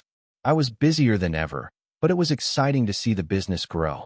Fast forward to 2023, and I'm now running a full-fledged e-commerce business with multiple employees, a larger product catalog, and a growing customer base. I still run my store, but I've learned to delegate more and focus on strategic decisions. My income has increased significantly, and I'm finally in a place where I can comfortably support myself and my family. I've been able to travel, invest in other ventures, and even start teaching others how to build successful e-commerce businesses. Looking back, there are a few things I wish I had known before starting my journey. First, entrepreneurship is a marathon, not a sprint. The highs are high, but the lows are low. There were times when I thought I'd never make it, but perseverance and learning from mistakes were key to my success. Second, don't be afraid to niche down. When I started targeting a specific market, my sales grew because I was speaking directly to people who had a strong interest in what I was selling. Third, reinvest in your business. Whether it's marketing, improving the customer experience, or hiring help, reinvesting is the key to growth. Finally, trust the process. There were so many times I wanted to quit, but I kept going because I knew it was a long game. If I had given up early, I wouldn't be where I am today. If you're thinking about starting a business, my advice is to just start. You don't need to have everything figured out from the beginning. It's okay to make mistakes. In fact, it's essential. Just keep learning, keep improving, and keep pushing forward. The journey won't be easy, but if you stick with it, the rewards can be incredible. I always thought success was reserved for people with big ideas and even bigger bank accounts, but I quickly learned it's not about how much you have, it's about how much you're willing to hustle. This is my story of starting from nothing, failing a lot, and eventually building something that changed my life. I grew up in a small town with very little. My family was constantly struggling financially, and while I loved the idea of being successful, I never saw anyone around me who had made it. The idea of entrepreneurship seemed like a far-off fantasy reserved for people who had access to capital, mentorship, and, frankly, luck. But when I graduated high school, I knew I didn't want to follow the same path. I didn't want to just get a 9-to-5 job and settle. I wanted to build something of my own, even if it felt completely impossible. The problem? I had no money. I had no connections. And honestly, I had no idea what I was doing. I just knew that I wanted to try. I remember the first time I came across the idea of dropshipping. It seemed so simple, right? You sell products without holding inventory. You don't need to worry about warehouses or shipping. I dove in headfirst, like many do. I found a supplier who could provide products, set up an online store, and started marketing my products on Instagram. I felt like I was on top of the world. I didn't need a lot of capital to get started, just a bit of time and some creativity. Surely, this would be my big break. But reality hit hard. I spent months building my online store, perfecting my ads, and trying to figure out how to get people to click. I had no idea what I was doing wrong, but no one was buying my products. My ads were getting impressions, but nothing converted. I was sinking money into Facebook ads, and the ROI just wasn't there. I was close to giving up. One night, I was sitting in my room, staring at my laptop, feeling completely defeated. I started researching why people fail in dropshipping, and I realized a few key mistakes I had made. For one, I wasn't targeting the right audience. 2, I had chosen products that weren't unique or exciting. I was trying to sell things that people didn't actually want. And 3, I hadn't built any trust with my customers. My store looked generic, and my ads felt like every other ad on the internet. Instead of quitting, I decided to pivot. I wasn't ready to give up on the idea of being an entrepreneur just because of one failure. I spent the next few weeks doing research, learning about marketing, customer psychology, and branding. I also decided to ditch dropshipping altogether. It felt like a race to the bottom where everyone was fighting over the same pool of customers, and I wasn't standing out. I had a friend who was into fitness, and one day, while we were talking, he mentioned how hard it was to find quality supplements that didn't have a bunch of artificial junk in them. That sparked something in me. What if I created a line of natural supplements specifically for people like him, people who were serious about fitness and health, but didn't want to put crap in their bodies? I started researching the supplement industry. It was massive, and while there were a lot of brands out there, I noticed that many of them were either overpriced or filled with cheap ingredients.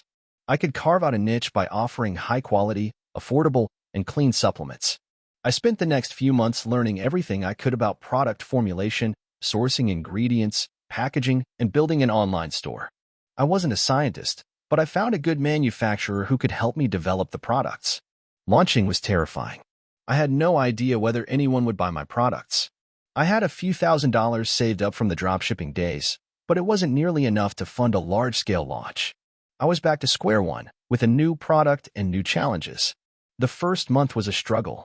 I had a handful of sales, mostly from friends and family, but it wasn't enough to cover the expenses of running the business. I had to be creative with my marketing. I reached out to micro-influencers on Instagram who were into fitness and offered them free samples in exchange for reviews. I spent hours crafting the perfect email pitch, trying to get people to notice my brand. Things started to pick up slowly. One influencer posted a picture using my supplement, and I got a couple of orders. Then another influencer did the same, and another. Slowly, word of mouth spread, and my sales grew. I reinvested every penny I made into ads, hiring a small team to help with customer service and improving my website. But the journey wasn't all smooth sailing. There were moments when I was unsure if I could make it. The first few months were a roller coaster of highs and lows. There were days when sales would spike, and then days when I'd make only a handful of orders. I'd burn out working 16-hour days trying to keep up with orders, manage social media, and handle product development. I had to teach myself about accounting, logistics, and marketing while also juggling the constant worry of whether I was making enough money to survive. Then, one day, a bigger fitness influencer with over 1 million followers posted about my product. I had sent him some free samples months earlier, and I had almost forgotten about it. That one post changed everything. My sales went through the roof. I started getting orders faster than I could fulfill them.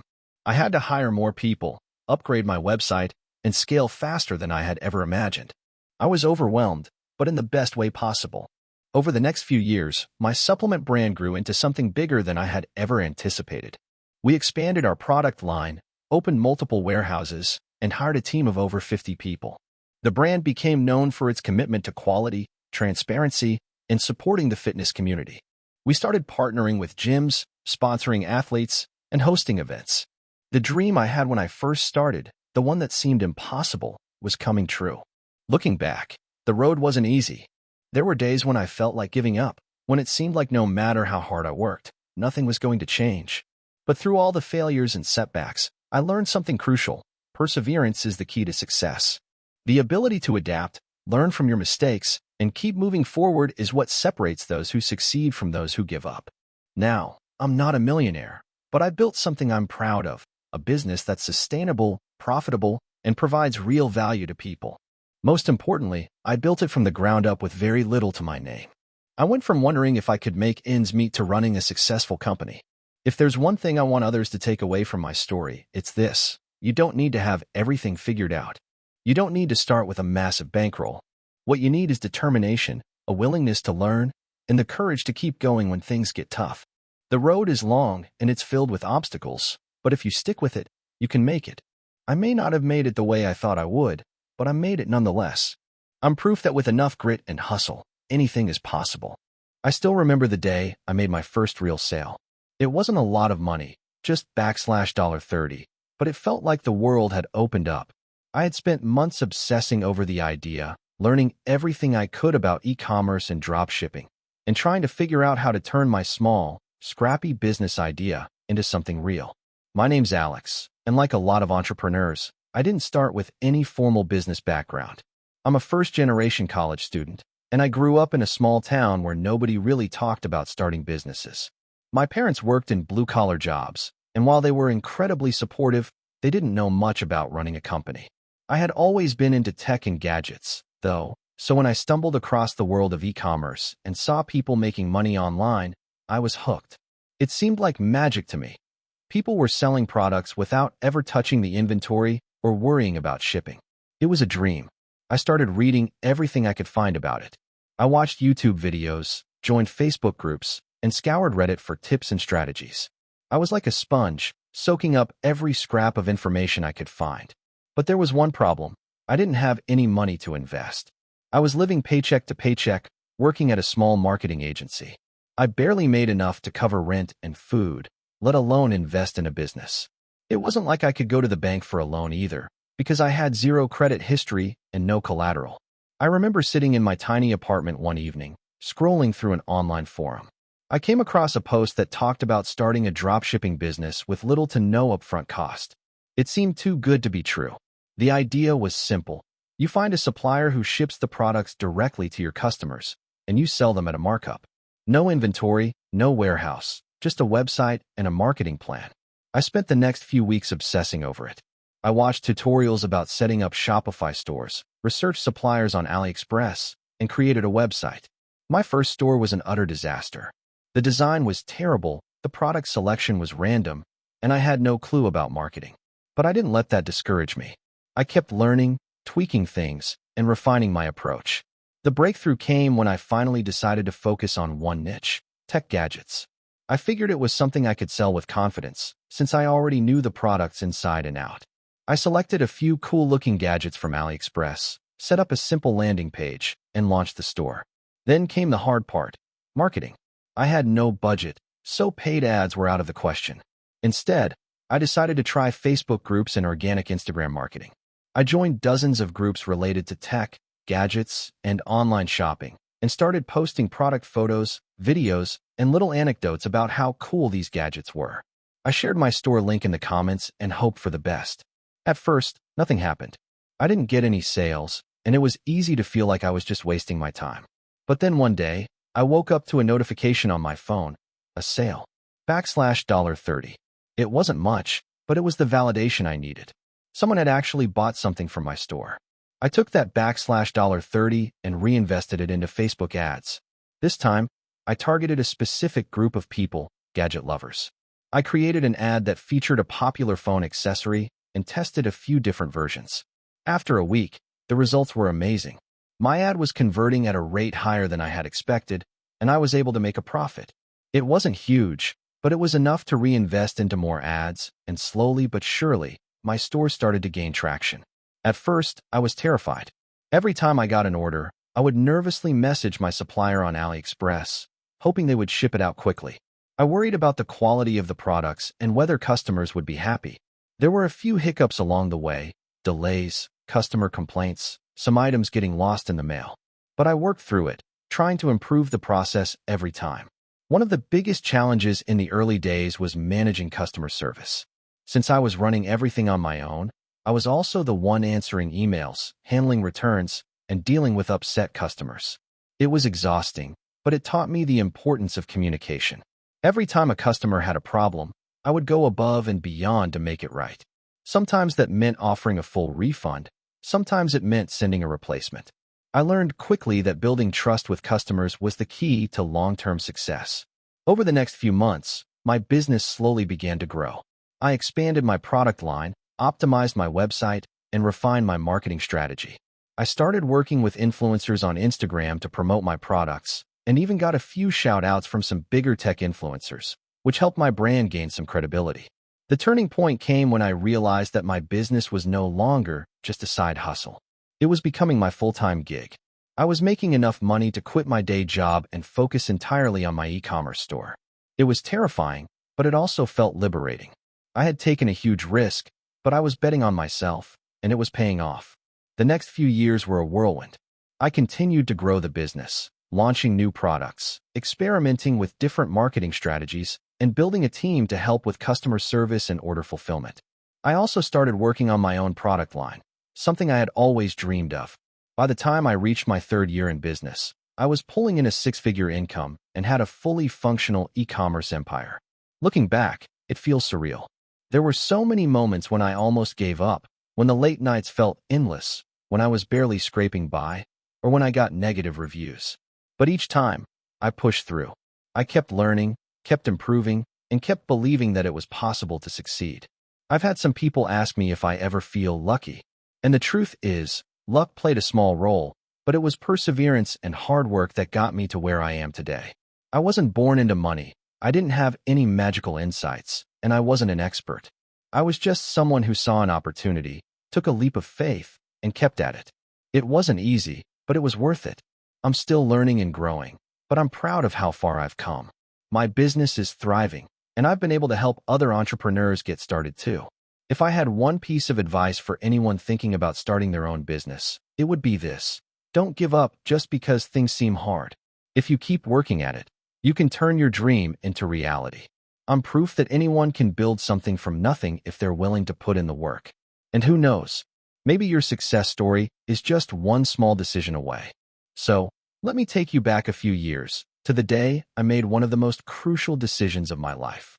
At the time, I had just turned 29, and I was working in a corporate job in a big city. I was doing well, decent salary, benefits, the whole 9 yards. But deep down, I knew I wasn't truly happy. My heart wasn't in it. I spent more time daydreaming about starting my own business than actually doing my work. Every time I logged into social media, I'd see entrepreneurs sharing stories of their successes, and it all seemed so shiny and exciting. They were living the dream, or at least that's what it looked like. I had this idea for an app. It wasn't revolutionary, but I thought it had potential. It was a task management app, but with a twist. It would allow people to collaborate in real time on tasks, set personal goals, and integrate their tasks with other productivity tools. The thing was, it wasn't the kind of app that would change the world. But in my mind, it could make people's daily lives easier, and that was enough. I spent the next few months researching the market, sketching the app's design, and talking to friends who worked in tech. Most people were skeptical. Another productivity app? Isn't that niche a little too crowded? They'd say. And to be fair, they had a point. There were already giants like Todoist, Trello, and Asana, which were all incredibly polished and widely used. But here's the thing about skepticism. Sometimes it can be a motivator. I started thinking about what those big apps didn't have. They didn't have the same flexibility I was envisioning. They didn't focus on collaboration in the way I wanted. And I realized that while they were solid, they were not personal. They didn't allow people to set individual goals and track their progress in a more motivational, gamified way. I'll be honest, quitting my job wasn't an easy decision. I had the typical doubts. Could I really make this work? What if I failed? I had a good income and a stable job, so why risk it all? But at the same time, I felt like I had nothing to lose. So, one evening, after sitting at my desk and mulling over the pros and cons for what felt like an eternity, I wrote my resignation letter. The first few weeks of being a full-time entrepreneur were exciting, but also terrifying. I started working on the app full-time, spending hours coding, learning about user interfaces, and trying to figure out how to make the app look sleek and user-friendly. But even though I had experience with tech, I wasn't a developer. I had to teach myself everything from scratch, and it was slow and frustrating. I also didn't have a team. It was just me, my computer, and an overwhelming amount of online tutorials. And at first, it felt like I wasn't getting anywhere. Every time I made progress on the app, I hit another roadblock. Integrating the task syncing feature took weeks. I needed to figure out a backend that could handle large amounts of data, which was way more complicated than I had anticipated. But I kept going. At the same time, I was hustling to raise money. I didn't have savings to throw around, so I applied for a few grants, pitched to investors, and launched a crowdfunding campaign. That campaign was a game changer. I remember the day I hit my fundraising goal. It felt like a giant weight lifted off my shoulders. People actually believed in what I was doing. I had some money now, which meant I could afford to hire a couple of freelance developers to help me with the parts of the app one couldn't manage. Eventually, after months of working day and night, the app was finally ready for a beta launch. The feedback was positive, but not overwhelmingly so. People liked the concept, but there were bugs, and the design wasn't perfect. I got a lot of messages from users saying things like, "I love the idea, but it's a bit clunky," or "I'd use this more if the interface was cleaner." It was discouraging, but I took every piece of criticism and worked tirelessly to improve the app. I spent another year tweaking the app, improving the user experience, and refining the marketing. Slowly, I started seeing some success. The number of users grew. I built a community around the app and created a blog where I shared productivity tips and personal growth stories. The more engaged the users became, the more they would recommend the app to their friends. Word of mouth is a powerful thing. But then, just when I thought I had everything under control, a major competitor launched a feature that was similar to one of mine. I'll admit, I panicked for a second. For a brief moment, I thought about giving up. Maybe this was the end of my dream. But then I took a step back, remembered why I started, and decided I wasn't going to quit. Instead, I doubled down. I didn't just try to compete with their features. I focused on building something unique, something that no one else could replicate. I listened to my users and implemented features that they had specifically asked for, like integrating mental health tracking and mindfulness reminders. I worked on making the app more customizable so users could tailor it to their own needs. Around the same time, I started getting attention from larger companies. They were interested in partnerships, licensing deals, and even acquisitions. I won't go into specifics, but the offers were tempting. But instead of taking the easy way out, I chose to remain independent and focus on growth. The feeling of seeing my product gain traction on its own terms was far more rewarding than any big payday could have been. Fast forward to today, and I'm proud of what I've built.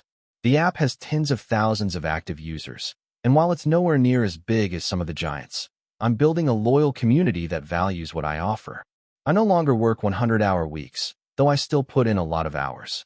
I've hired a small team, and now I can take a step back and focus on long-term vision and strategy. If there's one thing I've learned, it's that the journey to entrepreneurship isn't linear. There were days when I thought I would never make it. I faced failure after failure. But if you keep pushing, keep learning, and stay true to your vision, things eventually start falling into place. To anyone reading this who's thinking about taking the leap, I'll be honest, it's not going to be easy. You're going to question yourself, and you'll face a ton of challenges. But the rewards, both personal and professional, are worth it. Don't let the fear of failure hold you back. If you believe in your idea and are willing to put in the work, there's no limit to what you can achieve. The startup that almost killed me, a 10-year journey from rags to respectability. I've been asked multiple times to share my story, so here it is. A decade ago, I had absolutely no clue what I was doing. Today, I run a company worth millions of dollars, and it feels almost surreal to look back at how far we've come. But it hasn't been easy, and there were plenty of times I thought I'd fail. This is the story of how I almost lost everything before finding success. It all started in 2015. I was working as a middle manager at a tech company, stuck in a monotonous routine. I had a decent salary, benefits, and job security, but I was miserable. I didn't feel alive. I was constantly daydreaming about something bigger, about running my own business.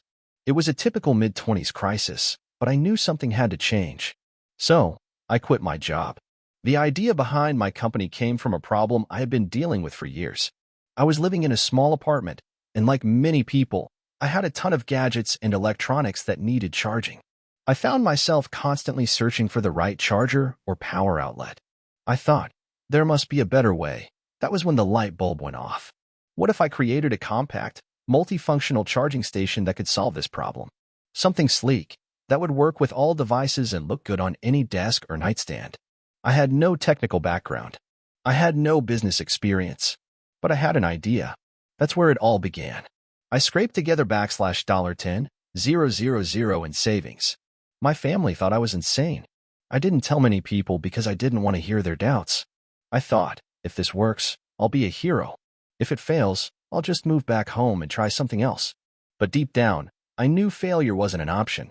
The first few months were a blur of sleepless nights. I spent all my time learning about product design, electronics, and how to bring an idea to market. I did a ton of research, reaching out to engineers and designers. At first, no one wanted to work with me. I was a nobody with an untested idea. It was frustrating, and there were times I wanted to give up. But I pushed forward, using online forums and resources to teach myself as much as I could. After nearly 6 months of development, I finally had a prototype. It was ugly, bulky, and didn't work very well. But it was a start. I sent it to a few friends, some of whom were engineers, and asked for feedback. They were kind but honest. It's not great, but it has potential. That was enough to keep me going. I reworked the design, and after a few more iterations, I had something that was finally functional and looked halfway decent. I didn't have much money left, so I launched a Kickstarter campaign in early 2016. I figured I could raise enough to do a small run of the product and build from there. The campaign was a disaster. I didn't know how to market a product, and my expectations were way too high. It was a huge blow to my confidence. At the end of the month, I had raised a grand total of $4,000, not even close to what I needed to get started. I was devastated. I thought about quitting again, but then something unexpected happened. One of the backers, a guy from a local electronics company, reached out to me. He said he believed in the idea, and though he wasn't ready to invest, he offered to help me refine the product and get it into stores. I still don't know why he reached out, but it was the first piece of luck I had. We worked together for several months, refining the prototype and eventually getting it ready for production. In late 2016, I secured a small loan to manufacture the first batch. I sold everything I could to make the numbers work. When the units finally arrived, I had no idea how I was going to sell them, but I had to try. I set up a website, social media accounts, and started reaching out to influencers. I didn't have any real connections, but I started pitching to anyone who would listen. Most ignored me, but a few responded. One of those responses came from a blogger who reviewed gadgets. He loved the product and gave it a glowing review. Within 24 hours, I had hundreds of orders. It wasn't enough to pay off the loan, but it was a start. The next year was a blur. I spent every waking moment fulfilling orders, negotiating with suppliers, and trying to keep the business afloat. It was hard. I didn't have the financial cushion to weather mistakes, and there were plenty. There were months where I couldn't afford to pay myself, and I had to borrow from friends just to make payroll. There were times when I wondered if it was worth it, but I couldn't quit. I had put everything into this. 2018 was a turning point. The product gained traction. We had figured out the logistics and had a solid supplier relationship. I also started hiring a small team, just a few trusted people who believed in the mission. We refined the product, improved the marketing, and began expanding into retail. Slowly but surely, we started seeing some profit.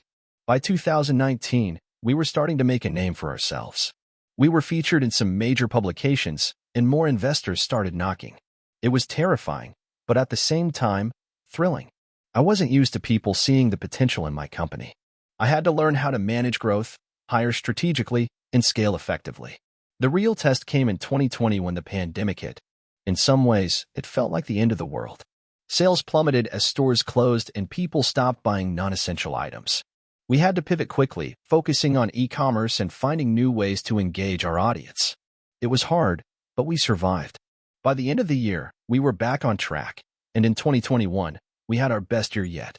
Today, we are a multi-million-dollar company with a full product line. We have partnerships with major retailers, and we're constantly innovating. Looking back, it's hard to believe how far we've come. But there were so many times I almost gave up. The most important lesson I've learned is that success doesn't come overnight. There's no shortcut.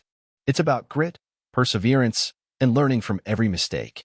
If you're starting out, don't get discouraged by setbacks. I've had more failures than successes, but each failure taught me something valuable. There are no guarantees, and nothing is ever as easy as it looks. But if you keep pushing, if you keep learning, and if you stay true to your vision, there's a good chance you'll eventually make it. It's not about how fast you get there. It's about sticking with it when everything feels impossible. To anyone out there thinking about starting their own business, go for it. Just know it won't be easy, and be ready to give it everything you've got. The road to success is long, but it's worth it. I'm proof of that. Stay persistent. You got this. Thank you for watching until the end. If you enjoyed this video, don't forget to like and subscribe to the channel so you won't miss new videos. Also, leave a comment. I'd love to hear your thoughts. Your support and engagement mean a lot to me. See you in the next video.